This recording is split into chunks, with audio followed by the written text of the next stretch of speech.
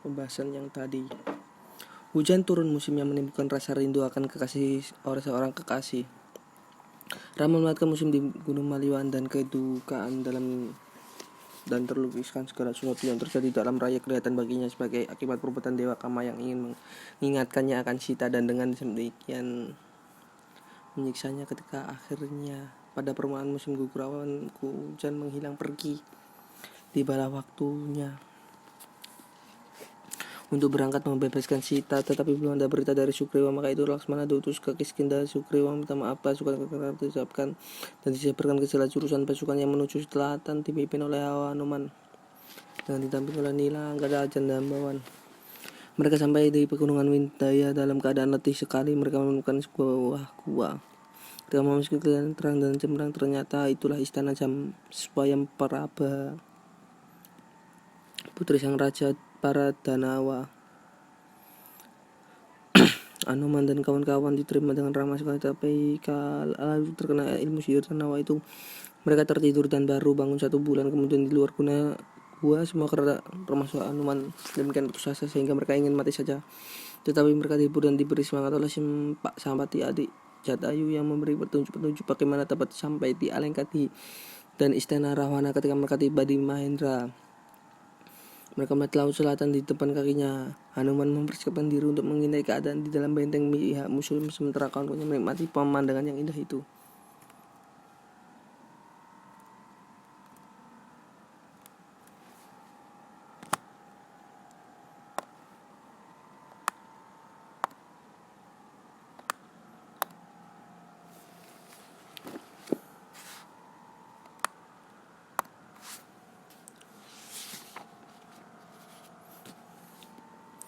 Dalam perjalanan lewat udara, Hanuman berjumpa dengan seorang raksasi yang menyerangnya dan menelannya. Tetapi Hanuman menyobek perut si raksasi yang kemudian jatuh ke laut oleh gunung Manaka. Sahabat ayah Hanuman, sang dewa angin, yang dipersilahkan olehnya untuk beristirahat di puncaknya. Tetapi karena terdorong oleh rasa tanggung jawabnya terhadap Rama, ia tidak mau menunda perjalanannya. Seorang raksasi lainnya bernama Wika Taksini mencoba menelan Hanuman, tetapi usaha mengakibatkan kematiannya. Akhirnya Hanuman sampai di Gunung Suala di seberang laut.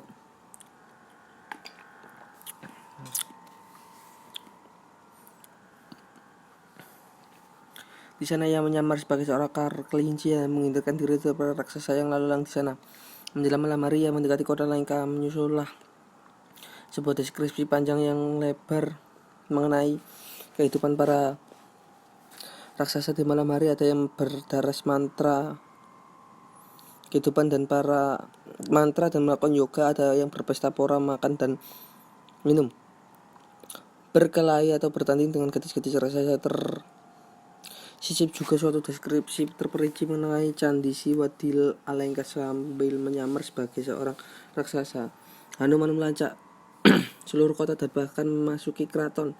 Di sana ia melihat Ravana sedang tidur, tetapi tidak ditemukannya dalam wujudnya sendirian sampai pada sebuah taman pohon-pohon asoka di sebelah timur kota Alengka. Di sana rembulan selalu melihat bulat sempurna atas perintah Ravana. Dengan berhati-hati Hanuman memasuki taman itu sambil menyembunyikan diri di pepohonan. Menjelang fajar ia melihat seseorang wanita yang nampak amat bingung dan sedih. Itulah Sita yang sudah sekian lama dicarinya. Tak lama kemudian Hanuman melihat Rahwana datang sekali dan membujuk Sita untuk memberikan apa saja asalkan Sita meninggalkan Rama. Sita menolak.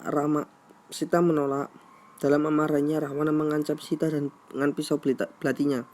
Akhirnya ia mengundurkan diri setelah memberikan perintah pada para raksasi yang menjaga Sita untuk menakut-nakutinya serta mengganggunya. Tetapi Sita selalu dilindungi oleh Triyata, putri Wibisana, seorang adik Rahwana. Dia telah menjadi teman dan kawannya yang terpercaya. Pada kesempatan itu Sita mencurahkan rasa dukanya kepada Trijata dalam sebuah ratapan panjang dan beberapa kerinduan akan kekasihnya. Hanuman merasa puas setelah menyaksikan bukti kesetiaannya, lalu mendekatinya dan menyampaikan kabar tentang Rama sambil menerangkan tugas yang dibebankan kepadanya. Dengan menunjukkan sebuah cincin yang dititipkan kepadanya, ia berhasil melenyapkan rasa curiga Sita yang mereka akan terjebak oleh suatu tipu muslihat dari pihak Rawana yang menitipkan surat untuk Rama bersama Bendur Manikam. Setelah menunaikan tugasnya, Hanuman meninggalkannya dan mulai menghancurkan pohon-pohon di taman.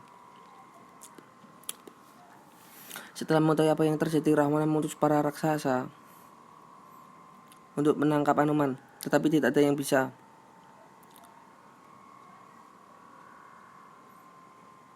Setelah mati di laut, Hanuman meneruskan penghancurannya. Muncul Meghanada atau putra Rawana yang lain, tetapi biarpun ia pernah mengalahkan Dewa Indra, maka oleh karena itu dia disebut Indrajit.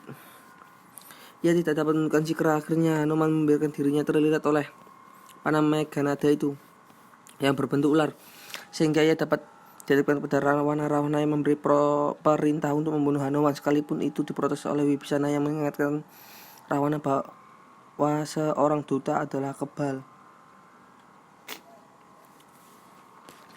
Hanuman memuji-muji keutamaan Rama dengan bangga bercerita tentang kepahlawannya dan mengakhiri uraiannya dengan permintaan agar Sita dikembalikan sekarang Rawana memberikan perintah agar Sikra dibakar hidup-hidup.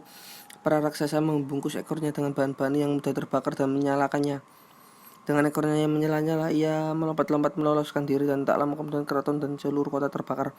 Setelah mendiri dari Sita, Hanuman kembali ke Gunung Maliwan dan menyerahkan surat Sita beserta manikamnya kepada Rama. Menyusul deskripsi mengenai perubahan dalam jiwa Rama yang memutuskan untuk berangkat bersama pasukannya mengepung kota Alengka. Pasukan kera berangkat dan tiba ke Gunung Mahendra. Dari sana mereka turun ke laut. Deskripsi mengenai kota Alengka yang sedang dibangun dari tidurnya. Kota yang sama sekali tak memberikan bekas-bekas kebakaran yang diakibatkan oleh Hanuman, khususnya para raksasa dan raksasi yang muda belia. Setelah semalam untuk melampiaskan api birahi, kemudian menghadap raja. Yang terakhir masuk ialah Wibisana. Ia lebih dahulu memanjatkan doa kepada Sang Sakara dan lebih dulu memanjatkan doa kepada menjenguk ibunya yang mendukung usahanya menasihati sang raja supaya jangan melaksanakan rencananya yang jahat. Rahwana menanyakan kepada semua yang hadir jalan mana yang seyogianya ditempuh. Prahasta menganjurkan agar melanjutkan peperangan. Wibisana memberikan suatu uraian panjang mengenai arta sastra dan niti sastra, yaitu tugas kewajiban seorang raja, kaedah-kaedah strategi politik. Ia sangat menganjurkannya agar kakaknya mengembalikan Sita. Nasihat yang serupa diberikan oleh Sumali, kakek Rahwana, dan dari pihak ibunya, dan oleh saudaranya Kumbakarna yang untuk sebentar terbangun dari tidurnya. Tapi yang terakhir ini berjanji untuk membela Rahwana andai kata ia memutuskan untuk berperang. Bahkan Kumbakarna sanggup mati untuk Rahwana bila perlu. Ketika Wibisana mengulangi peringatannya, Rahwana menjadi marah sekali.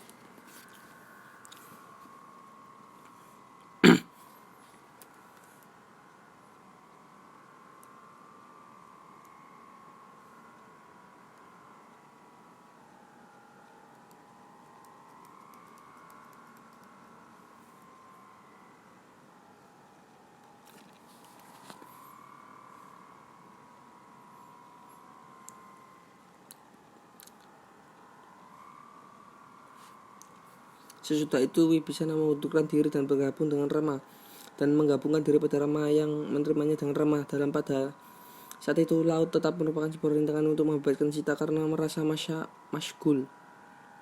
Rama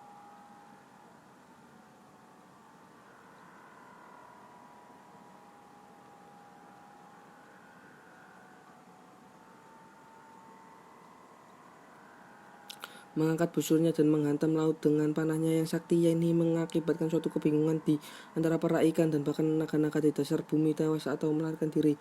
Baruna Raja Laut mendekati Rama dan menghormatinya selaku suatu inkarnasi dari Dewa Wisnu, namun menjelaskan betapa tak masuk akal kalau Rama yang mengken laut. Ia menunjukkan agar Rama membuat suatu bendungan yang melintasi laut. Para kera mulai mengumpulkan bahan-bahan pupuk. Dalam membuat bendungan itu, bala tentara kera melintasnya dan mencapai Gunung Shola yang dilukiskan panjang lebar. Dalam pada itu Rawana telah terus membujuk membujuk Sinta. Atas perintahnya dibuatlah tiruan kepada Rama dan Laksmana yang diberikan kepada Sita. Rawana mengira bahwa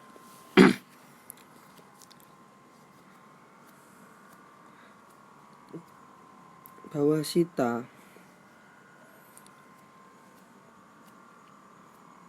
setelah menyaksikan bagaimana kakak beradik itu telah mati konyol dalam perang akan mengendurkan perlawanannya dan menerima Rawana yang tak terkalahkan itu sebagai suaminya bersama segala kekuasaan dan kekayaannya.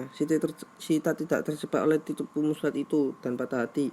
Ia berkeluh kesah dan menyapa suaminya yang dikiranya telah mati dikasih semua ramalan yang mengenai hari depan Rama untuk dusta belaka.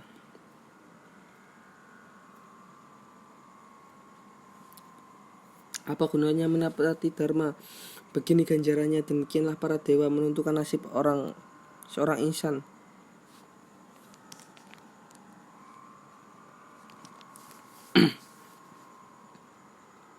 Ia memutuskan untuk mengikuti Rama ke alam maut dan minta kepada Rawana untuk membunuhnya. Dengan rasa marah dan malu, raja itu mengundurkan diri. Sita dan Triyata mempersiapkan diri untuk mati di atas sapi unggun, tetapi Triyata setelah merasakan kedipan pada kelopak matanya yang kiri memutuskan untuk menemui Bisana ayahnya lebih dahulu. Ia menemukannya di atas gunung Suola bersama Rama dan Laksmana. Keduanya dalam keadaan segar bugar dengan berita yang membagikan itu serta mengenai persiapan bagi peperangan. Ia kembali untuk menghibur Sita.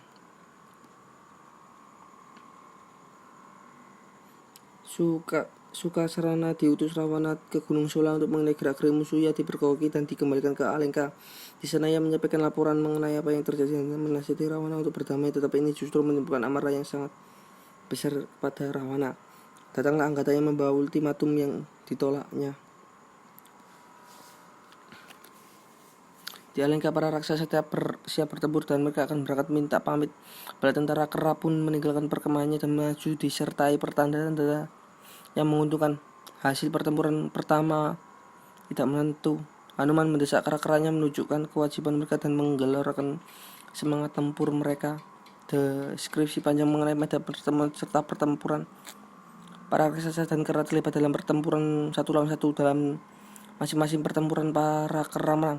Indrajit terpukul mundur dan melakukan yoga yang memperoleh kesaktian istimewa sehingga tidak kelihatan, dan sebuah senjata yang yaitu sang panah ular jerat atau naga pacaka.